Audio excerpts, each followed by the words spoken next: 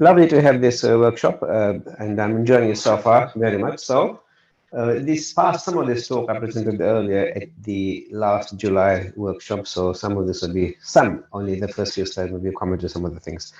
Actually, I'm in Brisbane, which is only an hour away, so it's not so bad. So this is about assessment of teaching.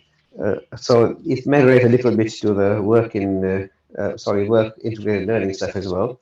So this deals with the student feedback of teaching in universities. I think most universities have some sort of these kinds of things happening at the moment.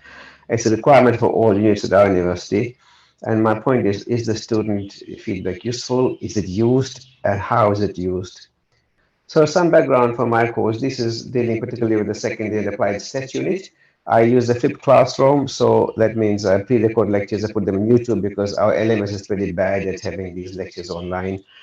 It's much faster and much better with YouTube. In the face-to-face sessions, then I cover the methods we've covered in lectures and do some real data analysis using real data examples, mostly from papers, from my own papers, my own research, or other research from other places.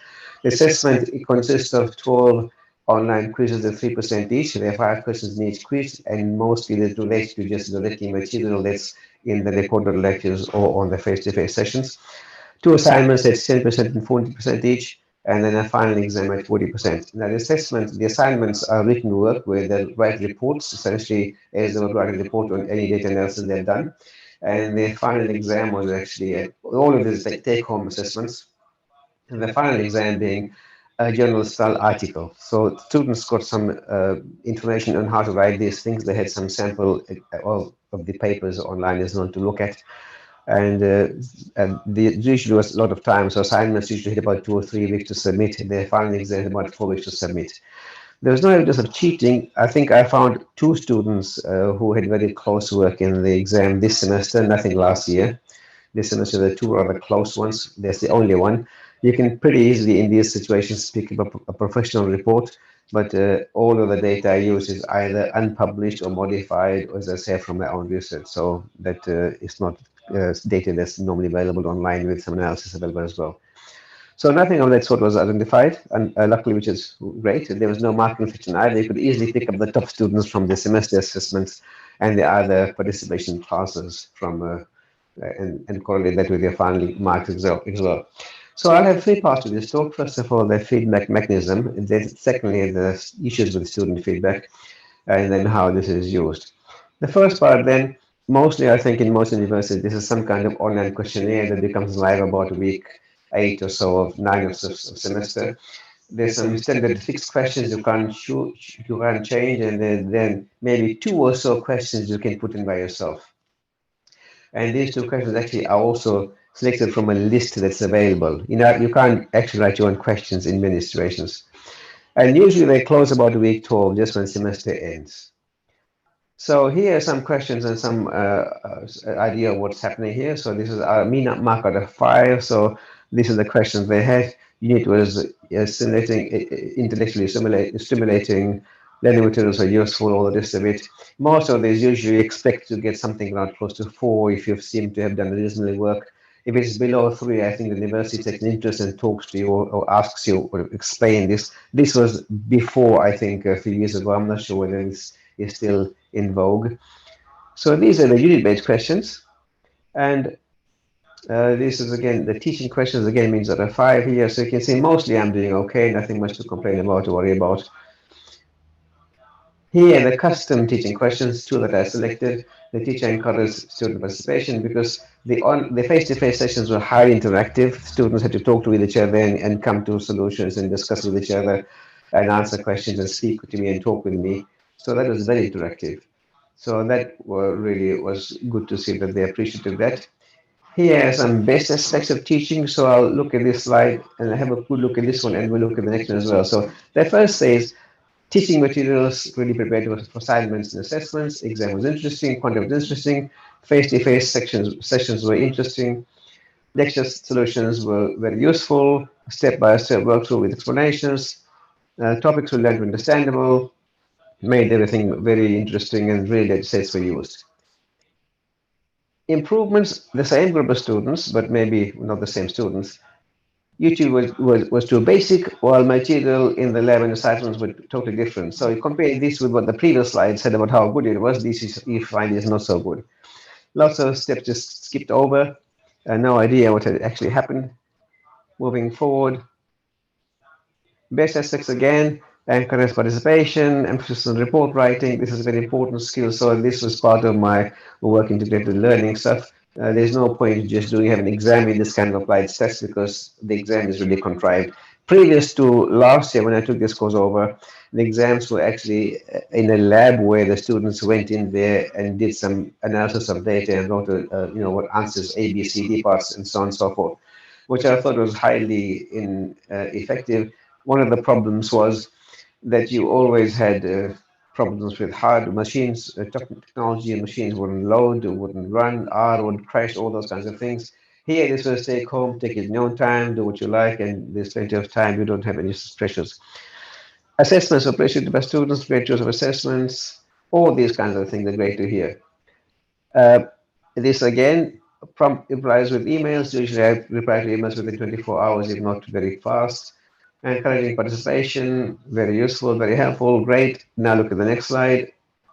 Next one here. I wish I would actually answer emails properly in a mature manner instead of annoying and sarcastic. You wouldn't believe this is the same class. Now, the point here is, and I think most of you might appreciate this, is if you have said something in class, Eastern lectures, and you've said to students again and again, and they email you saying, when is assignment due? Or where's the data set for this? Then you can just say, look at this, instead of giving the, and of course, having a class of about 220 students, you expect to get about 50, 60 emails a day.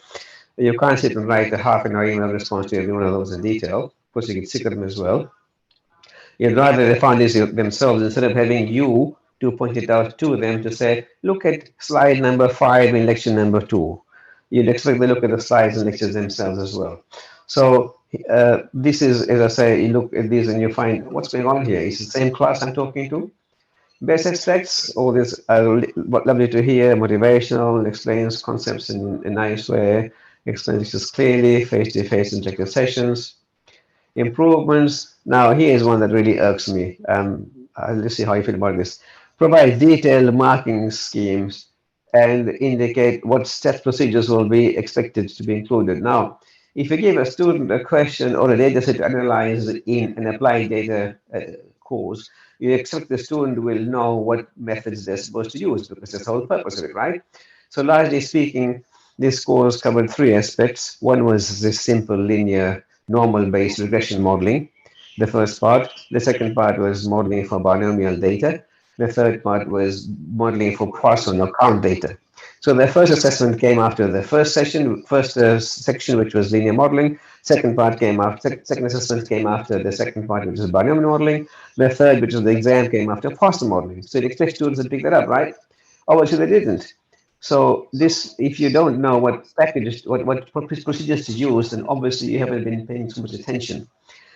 Motivational videos, I use quite a bit of these because I think part of this whole idea is to motivate students to like the subject, to enjoy the subject, to see the relevance of the subject, and also some personal motivation as well. So I use quite a few videos, and many students like it, but some obviously don't like it.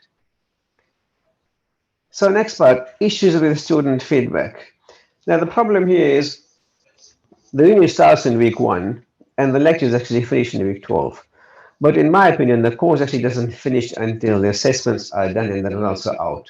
And I've argued this with my people over there in the university regarding the student assessment, because quite often you might push students and take them in places where they mightn't enjoy, but they might realize afterwards they actually have learned quite a bit. And so I think unless the results come out and they realize how well they performed or how badly they performed, maybe they won't realize how much they've learned from the course.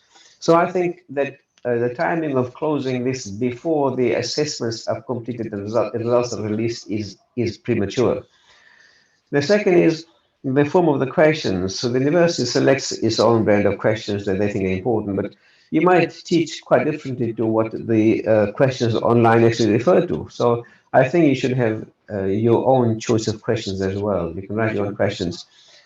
Otherwise, you're stuck with what the questions are available, and quite often they might not be relevant to what you're trying to do in your own classes. The other thing is with respondents. So we've got 222 students. and there were only 33 respondents. Now, we well know the such people will know at least this is a self-selection bias here to some extent because you put the thing out there and see who actually responds. And we know that in these situations, you get the more negative responses much more strongly than the positive. We well know that people who are happy will probably say nothing, and those who are unhappy, they very few will shout very loudly. So the question is who responds? In my opinion, students who don't come to classes, don't attend any sessions, have no idea what's being done. And so they shouldn't be allowed to take part in this kinds of things. So when they comment on things like, did you feel part of a learning community? Well, you can't be sitting at home and not being with anybody else. So it should be important as to how many classes you attend before you're allowed to respond to these kinds of questions. And also, how much time did you spend in this unit? I'm sure many others have these similar experiences where these students do very surface learning, and most of the effort they put is towards gaining marks and not learning. So you put together all this material online and face-to-face sessions, and then you skip through and try and find relevant bits for the assessment, missing big chunks and missing important things and missing important aspects, and then they complain why they got such a low mark. So this is again the other part. If you haven't spent time with the unit, you haven't looked at the entire lectures, both face-to-face and pre-recorded, haven't done the lab exercises, haven't looked at all those kinds of things, then you haven't learned much at all. So then you should not be allowed to participate in this kind of service because you actually haven't got the experience that the unit demands. The third is your study method, as I was saying earlier, the surface learning, seeking answers. If you just look at the videos and the material, picking out similar kinds of questions and answers, you'll miss the point because, of course, just small differences in the whole situation can change the entire question and the solutions that would come from there. How is student feedback used? Well, of course, we all know that appraisals and promotions, we pick out the very nice comments, put them on, ignore the bad ones, yeah? Or you can feel depressed saying, I did all this hard work and the students don't like me. Or, of course, as we know, that students, some institutions will reprimand or pick up lecturers who aren't doing so well based on student feedback and ask you to explain why your feedback's so bad. And of course, as I say, mainly you can look at them, you can ignore them, and you can just throw them out of the bin. Uh, Even bad reports are ignored, even good ones are sometimes ignored. Well, the thing is, I think if somebody gets a bad report, the usual story about reprimanding isn't useful. I think if you have a bad report, then that means the staff is either struggling or something's happening where the class is not behaving itself maybe in the way it's expected. So there should be some support provided for staff who continuously or regularly get bad reports. Now, of course, the way I look at them is, yes, I know I might have been a bit negative just a few minutes ago, but I look at their bad comments as well very carefully because in some of them, at least, there are ways you can improve. So one of the things I picked up this semester was a comment made by a student that in the labs they had to queue up to ask questions from the demonstrators, and of course, if it's a 12-hour session with about 10, even 10 students, you can't get through the whole lot. I wasn't aware of this, so next year I'll make sure the instructors there well instructed in how they should run the lab sessions, not just sit there in a corner somewhere and wait for students to come by, make it highly interactive as well. So I can use that. And so, as I said, most negative comments, if you look carefully, you'll find something useful in there that you can then use to benefit students the next time around. The other thing is, I don't like this idea of having a feedback at the end of the semester and that's it. I'd rather have a feedback early in the semester. About week 3 or 4, when students have got into the course and you also have got into the course, it would be nice to get some feedback so you can change things this semester for your current students. Otherwise, next semester is a lot of students altogether that might not have the same kind of same cohort, same behavior, same students that might change. So you'd rather have your students this semester you're talking to and see what they think and how their experiences and how things can be improved for them. I've tried this before with in my institution, and they wouldn't do it in the first place. Eventually, I convinced them to do it, and they did it, but they would not then release to me the student comments because they said, well, you can identify students from it. Well, that's rather a difficult one, I think, in my opinion. But the point was, those are the most useful things because that's what you can use to improve your teaching. So I argued in my case, eventually they released it. So this is something now, if you're going to do this, you have to do it yourself. But I'm trying to convince my institution that this is a good idea to have this the option of having a feedback about week 3 or 4 before it gets too late. So you can change things and you can then improve it. The other thing I do is I actually discuss last semester's or last year's feedback in my current class every year. So I show students the good things and the bad ones as well, so that they're aware that I have found some negative comments from my teaching and that I'm doing things to change that for this cohort as well. So that makes them, I think, a bit more uh, engaged. And then, of course, sometimes you get feedback from students the semester that's unsolicited. They might email you or something. That's great to hear as well. The other thing I've done, actually tried is to have actually a student panel. So I've put together a panel of students that actually themselves vote themselves in, and the class selects who they want to be in there. And on a every 2 or 3 weeks you can meet together and say, look, how's it going? What's going on here? What can we change to improve courses? How can we make this teaching more relevant to you, make it more interesting, or make it more useful, or make it better?